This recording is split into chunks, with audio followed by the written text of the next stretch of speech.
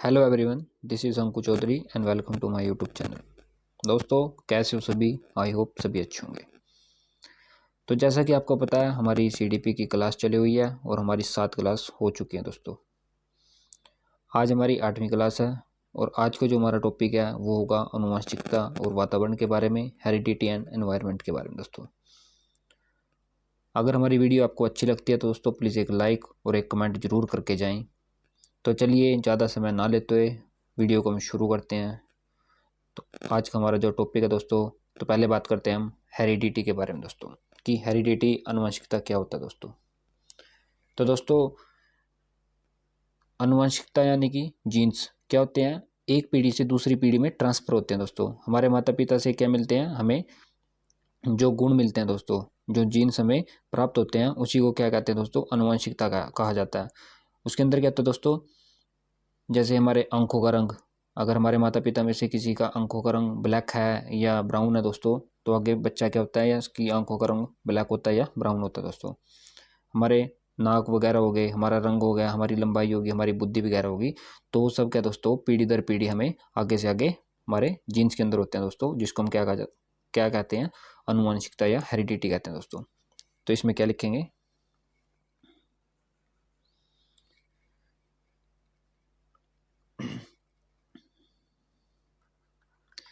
जब आनुवंशिक जीन्स गुण एक पीढ़ी से गुण एक पीढ़ी से दूसरी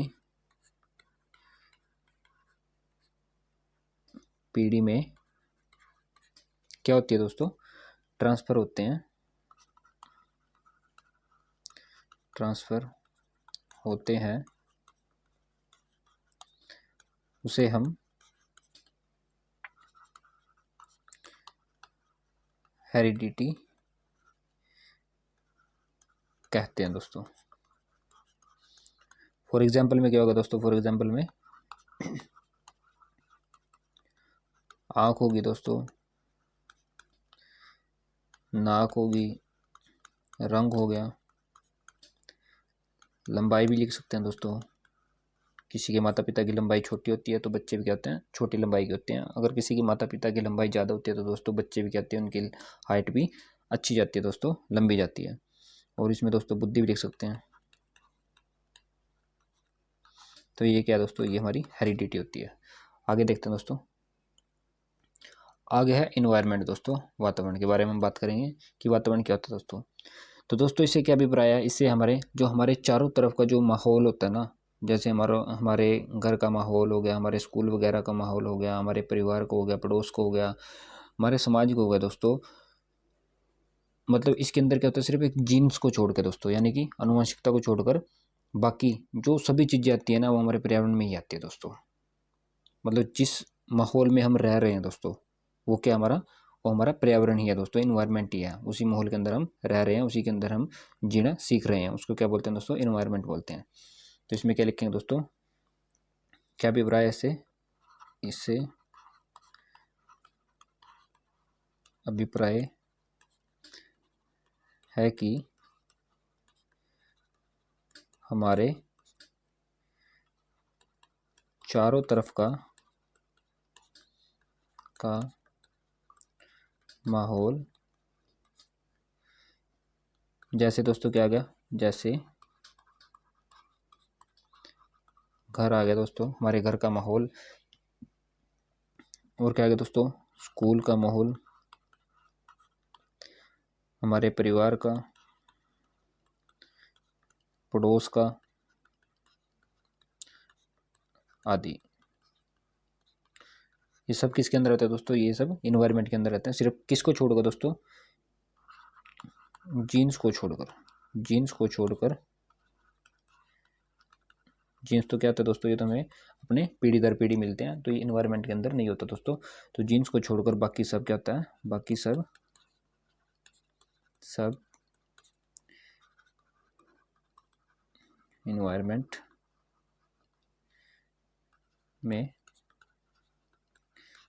आते हैं दोस्तों। ठीक है दोस्तों। इन्वायरमेंट का और हेरिडिटी का दोस्तों क्या हमारे मानव विकास के योग उसमें जीवन के अंदर क्या है बहुत ही महत्वपूर्ण योगदान रहा है दोस्तों। इसको लेकर कुछ हमारे जो विद्वान थे दोस्तों उन्होंने अपनी अलग अलग राय दी है। तो चलिए देखते हैं किसने क्या राय दी थी दोस्तों। तो सबसे पहला दोस्तों डगलस और हॉलैंड दोस्तों, इन्होंने क्या कहा था दोस्तों। इनका मानना है कि दोस्तों जो हमारी आनुवंशिकता होती है, हेरिडिटी होती है, उसके अंतर्गत क्या होता है दोस्तों, मतलब कि हमारा जो हमारी भौतिक विशेषताएं वगैरह होती है, वर्क वगैरह होती हैं, जो हमारी कार्य करने की क्षमताएं होती हैं, और मतलब सभी प्रकार की रचनाएं, जो चीज़ मतलब हर चीज़ जो रची गई है दोस्तों, वो सब क्या होती है, वो हमें कहाँ से मिलती है, वो हमें ना अपने माता पिता या हमें अपने पूर्वजों से मिलती है दोस्तों। कहाँ से मिलती है, माता पिता से या पूर्वजों से मिलती है। इनका मानना है कि हमें हर चीज़ की होती है दोस्तों एक वंश पीढ़ी दर मिलती है, पीढ़ी दर पीढ़ी मिलती है दोस्तों हमें। तो इसमें क्या लिखेंगे, इनका मानना है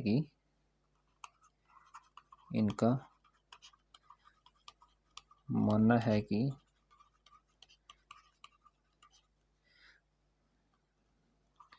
वंशानुक्रम के अंतर्गत क्या क्या लिख सकते हैं दोस्तों इसमें, रचनाएं, सभी प्रकार की रचनाएं, भौतिक विशेषताएं,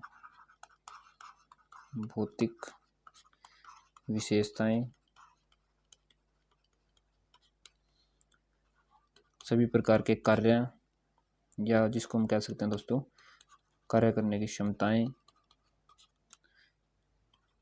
जो उनको कहाँ से मिलती है दोस्तों, जो उनको माता पिता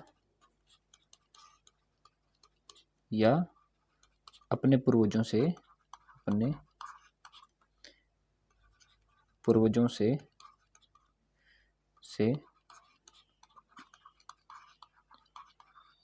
अर्जित होते हैं दोस्तों। ठीक है, कहाँ से होते हैं दोस्तों, हमें अपने माता पिता से या पूर्वजों से अर्जित होते हैं। तो ये किसका मानना था, डगलस और हॉलैंड का मानना था दोस्तों। आगे देखते हैं। सेकंड है दोस्तों रूथ वेनेडिक्ट। इन्होंने क्या कहा था दोस्तों, इन्होंने कहा था दोस्तों कि जो हमारी हेरिडिटी और इन्वायरमेंट होता है उसमें क्या होता है दोस्तों, एक संतान को ना मतलब अपना सब कुछ मतलब जो है वो अपने माता पिता से ही मिलता है दोस्तों।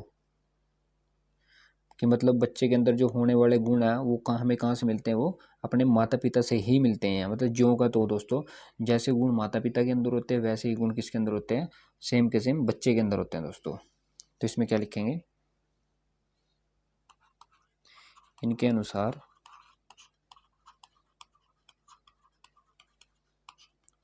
माता पिता से किसको, संतान को ज्यों का त्यों गुण प्राप्त होते हैं दोस्तों, होते हैं। थर्ड है दोस्तों जेम्स डेवर। इन्होंने क्या कहा था दोस्तों, इनका मानना है कि दोस्तों जो हमारे माता पिता की जो हमारी शारीरिक और मानसिक विशेषताएं होती है ना दोस्तों, वो क्या होती है, वो भी बच्चे के अंदर सेम की सेम होती है दोस्तों। इन्होंने भी सेम ही दिया था दोस्तों, कुछ ज़्यादा डिफरेंस नहीं था, बस थोड़ा बहुत डिफरेंस था कि क्या होता है कि माता पिता की जो शारीरिक व मानसिक विशेषताएं होती है ना, वो क्या होती है, मतलब सेम की सेम क्या होती है दोस्तों, वो बच्चे के अंदर भी बिल्कुल सेम की सेम ही होती है दोस्तों। तो इन्होंने क्या कहा था, माता पिता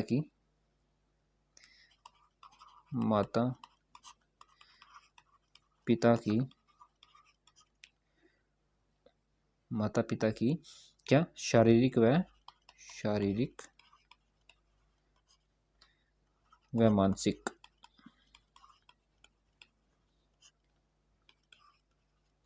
विशेषताएं, यानी क्या दोस्तों, शारीरिक बनावट और हमारी मानसिकता की बनावट, वो क्या बच्चे को माता पिता से सेम ही मिलती है दोस्तों, जो का त्यों ही मिलती है। मानसिक विशेषताएं ही बच्चों को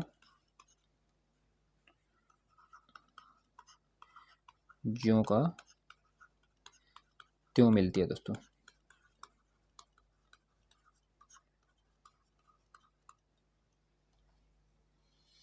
आगे देखते हैं दोस्तों। आगे जो फोर्थ पॉइंट है दोस्तों, वुडवर्थ। इनका क्या मानना था दोस्तों? इनका मानना था कि जो हमारे वातावरण में है ना, जो मतलब हमारे वातावरण के अंदर जो जो जो तत्व पाए जाते हैं वो क्या है दोस्तों, वो एक्सटर्नल है, मतलब बाहरी है। वो क्या होता है, जो व्यक्ति के जो शुरुआती जब मतलब व्यक्ति या बच्चा कह सकते हैं हम, जब बच्चा क्या करता है अपने सामाजिक परिवेश में एंट्री करता है, तो वो उसी समय से क्या होते हैं दोस्तों, उसके जीवन को प्रभावित करना शुरू कर देते हैं। तो इसमें क्या लिखेंगे, इनका मानना है कि हमारे वातावरण में सभी तत्व कैसे होते हैं, बाहर ही आ जाते हैं दोस्तों, एक्सटर्नल होते हैं। इनका मानना है कि हमारे वातावरण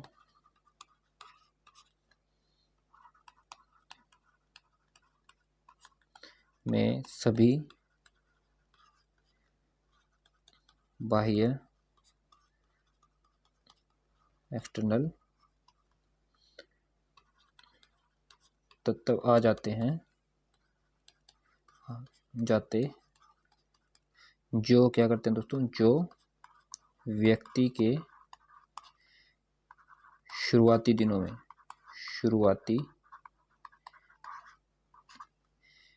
जीवन भी कह सकते हैं, जीवन में क्या करते हैं, जीवन को प्रभावित करते हैं दोस्तों, प्रभावित करते हैं। ये किसने दिया था दोस्तों? ये दिया था वुडवर्थ के द्वारा दिया गया था दोस्तों। आगे देखते हैं। आगे दोस्तों हमारा लिंग निर्धारण, सेक्स डिटर्मिनेशन के बारे में बात करेंगे। तो दोस्तों जो हमारे क्रोमोसोम्स होते हैं वो कितने प्रकार के होते हैं? तो वो हमारे होते हैं दोस्तों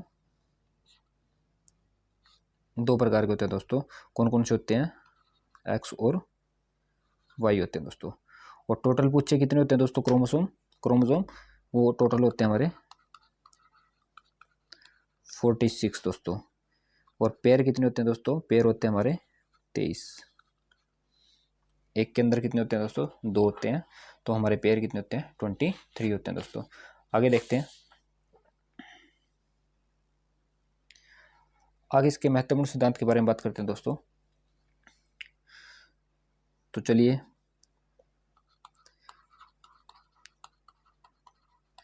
तो सबसे पहले दोस्तों हमारे प्रत्यागमन का सिद्धांत।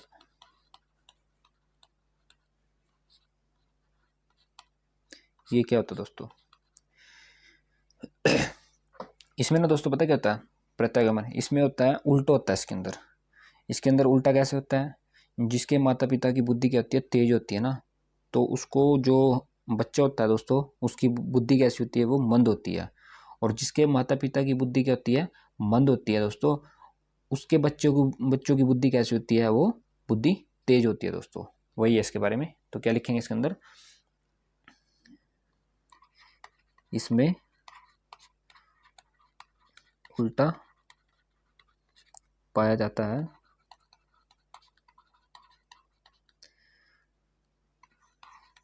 तेज बुद्धि वाले माता पिता के कम बुद्धि वाले बच्चे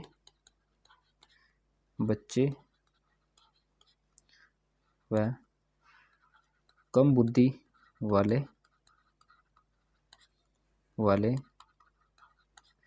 माता पिता के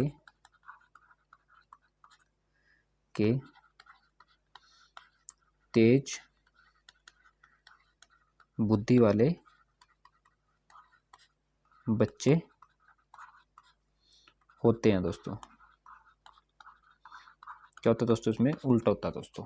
ठीक है, आगे देखते हैं। आ गया दोस्तों गाल्टन का सिद्धांत, गाल्टन थ्योरी दोस्तों। इनका क्या मानना था दोस्तों? तो दोस्तों इनका मानना था कि जो बच्चे के अंदर जो पीढ़ी दर पीढ़ी क्या होते हैं, जीन ट्रांसफर होते हैं ना दोस्तों, जो हमारे दादा दादी से मिलते हैं या हमारे नाना नानी से मिलते हैं, तो उससे क्या होता है, उसको ही इन्होंने प्रतिपादित किया दोस्तों। कि इनका मानना ये है कि हमें जो हमारे अंदर जो मतलब गुण होते हैं दोस्तों, वो हमें कहाँ से मिलते हैं, वो हमें अपने पीढ़ी दर पीढ़ी ही मिलते हैं, जो हमें अपने दादा दादी या नाना नानी से ही ट्रांसफ़र होते हैं दोस्तों। तो इसके अंदर क्या लिख सकते हैं, जब बच्चों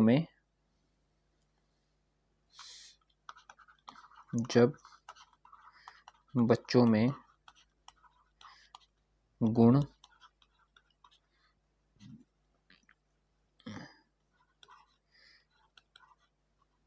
पीढ़ी, कौन सी पीढ़ी दोस्तों, पिछली पीढ़ी से क्या होते हैं,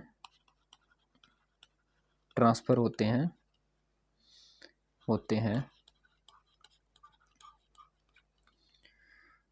तो उसे क्या कहते हैं दोस्तों, उसे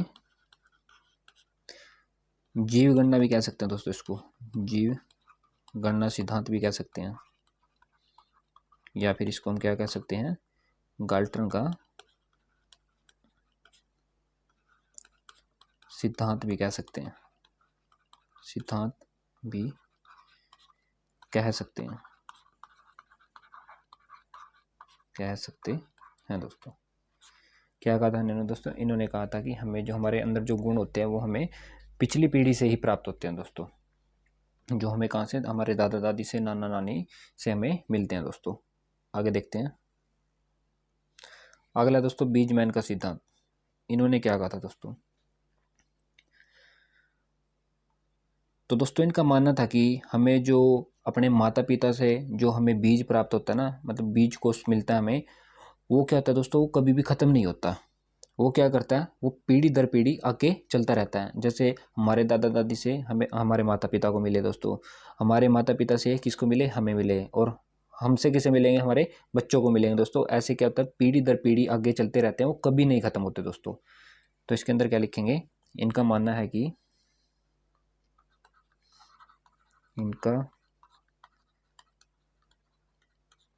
है कि माता पिता से हमें जो प्राप्त बीज कोष होता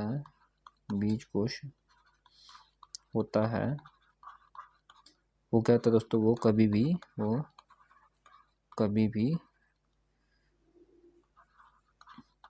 भी खत्म नहीं होता दोस्तों। क्या नहीं होता, खत्म नहीं होता। वह क्या होता है दोस्तों, वह पीढ़ी दर पीढ़ी क्या होता है दोस्तों, चलता रहता है। ठीक है दोस्तों, आगे देखते हैं। आगे दोस्तों हमारा ग्रेगर मेंडल के बारे में दोस्तों। इन्होंने क्या किया था दोस्तों, इनको आनुवंशिकता का पिता भी कहा जाता है दोस्तों। इन्होंने क्या किया था, एक मटर के पौधे पर प्रयोग किया था दोस्तों, किसका, आनुवंशिकता का दोस्तों। और उसका नियम क्या किया था इन्होंने, निर्धारित किया था दोस्तों, किसका, आनुवंशिकता का। तो इसमें हम लिख सकते हैं, इनको आनुवंशिकता का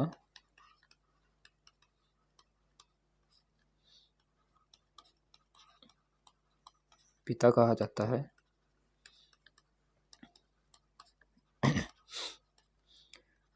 इन्होंने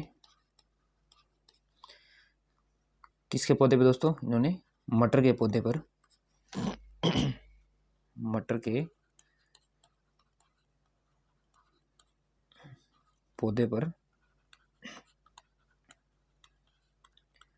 प्रयोग किया था, और आनुवंशिकता का